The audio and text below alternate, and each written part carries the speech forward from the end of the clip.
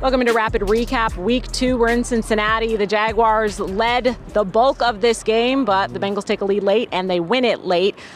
I feel like we watched a couple different games in this one. A lot of stuff happened, but a lot of mistakes and then just different things going on. What's your kind of review as a whole after that? Great teams don't beat themselves. And ultimately today, the Jaguars beat themselves. Credit to the Cincinnati Bengals for cashing in.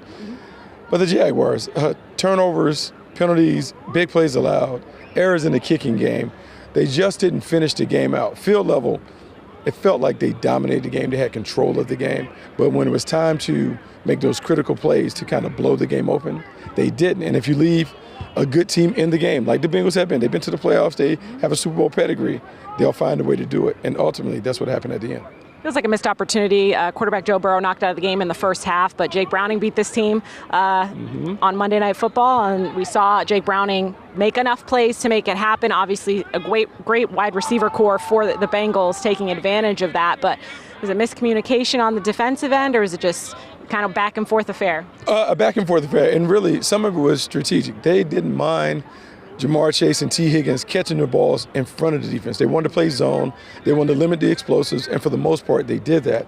The big plays happen when they were in one-on-one situations. You're trying to press the issue. T. Higgins makes a play over Tyson Campbell and Dewey. Jamar Chase makes a couple plays. We had the pass interference on Travis Hunter, one-on-one situation. And so it was just a matter of trying to pick and choose, and they were really good for the majority of the game. But in those critical moments, the Bengals made the plays where the Jags did not. On offense, a lot of illegal shifts were called. I don't know if it's that on the motion play specifically, and then some drops as well from the wide receiver core. Yeah, those pre-snap penalties, when we talk about not beating yourselves, the pre-snap penalties, those are ones that you control. Get lined up right, know when you're shifting, know what you're supposed to do, so we don't have those penalties. Those are critical. But there was another penalty. Abdullah had a penalty, a 15-yard penalty that moved the ball down the field. It won't be talked about, but it was a game changer because it set them up to score right after we had scored. And so it's the foolish penalties, the pre-snap penalties that you want to avoid. I'm sure there'll be a lot of conversation about that over the course of the week in meeting rooms. Well, we'll see you back in week 3 at home against the Texans.